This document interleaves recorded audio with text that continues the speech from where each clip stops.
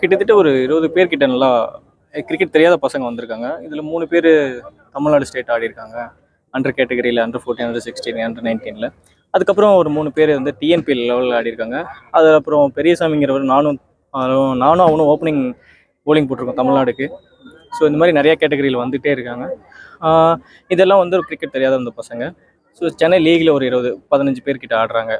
Division அதில் வந்து 5th division, 4th division, 2nd division. So நாங்கள் என்ன நோக்கி ஆரம்பித்தோமோ அது நல்லபடியாக போயிட்டுருக்கு. இன்னும் நிறைய பேர் வரணுங்கிறது தான் என்னோட ஆசை. ஸோ அதுக்கான முயற்சி தான் எடுத்துகிட்ருக்கோம். அது எப்படி போகுதுன்னு பார்ப்போம். இந்திய அணிக்கு நீங்கள் விளையாடிட்டு இருக்கீங்க. அதுக்கு முன்னாடி இருக்கிற கிரிக்கெட்டுக்கும் இப்போ இருக்கிற கிரிக்கெட்டுக்கும் உங்களுக்கு ஏதாவது வித்தியாசம் தெரியுதா? நான் எங்கே ஆடினாலும் என்னோட கிரிக்கெட் பெஸ்ட்டாக ஆடணும்னு தான் நினைப்பேன். ஈவன் நான் டென்னிஸ் பால் ஆடினாலும் சரி, லீக் ஆடினாலும் சரி, எங்கே ஆடினாலும் நான் எப்படி ஆடுறேனோ அப்படி தான் ஆடுவேன். ஸோ எதுவும் டிஃப்ரென்ஸ் இல்லை, அட்மாஸ்பியர் தான் டிஃப்ரென்ஸாக இருக்கும்.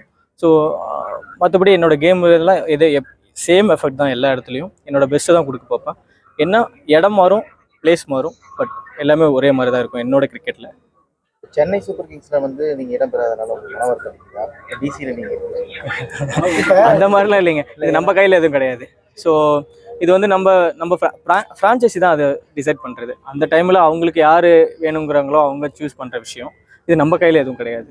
இப்போ ஆக்சுவலாக பார்த்தீங்கன்னா தமிழ்நாடு மக்கள் வந்து நீங்கள் ரொம்ப சென்னையில் வரணும்னு சொல்லி ரொம்ப இல்லைங்க. இப்போ என்னென்னா தமிழ்நாட்டில் பிறந்தவங்க எல்லாரும் சிஎஸ்கே ஆடணும்னு ஆசைப்படுவாங்க. ஸோ அது எல்லாரோட சின்ன பசங்கலேருந்து யங் கிரிக்கெட்டர்லேருந்து எல்லாரோடைய ஆசை தான். ஸோ அது நம்ம கையில் கிடையாது, அது ஃப்ரான்ச்சைஸோட இது. அந்த டைமில் யார் சூஸ் பண்ணுறாங்களோ அதுதான். தலை தோனி பற்றி அவரை பற்றி சொல்லவே வேணாம், அவர் எல்லாருக்கும் பிடிக்கும். உங்கள் பார்வையில் நீங்கள் அவர் பக்கத்தில் இருந்து பார்ப்பீங்க. நான் பக்கத்தில் இருந்து நிறையா பேசியிருக்கேன்.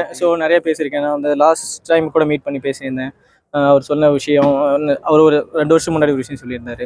ஸ்லோ பவுன்ஸை நிறையா ட்ரை பண்ண அப்படின்னாரு. ஸோ அது போன வருஷம் தான் ட்ரை பண்ணேன், 2 வருஷம் கழிச்சு.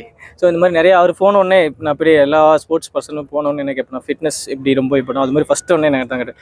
பவுலிங் பற்றிலாம் சரியில்லை, உடம்பு ஃபிட்டாக வச்சுருக்கியா அப்படி தான் கேட்பேன். ஏன்னா ஃபிட்னஸ் வந்து அவ்வளோ இம்பார்ட்டன்ட் ஒரு sports person. Not only sports person, எல்லா துறையிலையும் வேலை செய்கிறவங்களுக்கு இப்போ இருக்கிற காலகட்டத்தில் ஒரு ஹெல்த் வந்து ரொம்ப ரொம்ப முக்கியம். ஏன்னா எல்லா ஃபேமிலியை நோக்கி அவங்களுக்காக கஷ்டப்பட்டு ஓடிக்கிட்டே இருக்காங்க, நம்ம ஹெல்த்து பார்க்காம. ஸோ அவங்களும் காலையில் எழுந்திரிச்சு 1 hour அப்படி அவங்களுக்காக டைம் ஸ்பெண்ட் பண்ணால் இன்னும் நல்லாயிருக்கும். ஸோ ஹெல்த் ரொம்ப ரொம்ப முக்கியம், ஃபிட்னஸ் ரொம்ப முக்கியம். அதான் அவருக்கு சொல்லுவார். ஸோ ஃபிட்னஸ் பற்றி நிறையா கேட்பேன், அவர் பவுலிங் பற்றி நிறைய டிஸ்கஸ் பண்ணோம். அப்புறம் நீங்களே பார்த்துருப்பீங்க என் பொண்ணு அவங்களும் விளையாடுற வீடியோலாம். அவள் எப்பவுமே சில பேரை பார்த்தா பாசிட்டிவ் வைப் வரும், இவருக்காக பண்ணலாம் அப்படின்னு. கண்டிப்பாக அவரை பார்த்தா அந்த மாதிரி தான் இருக்கும். ஸோ அது ரொம்ப ஹாப்பியாக அந்த மூமெண்ட். தேங்க்யூ.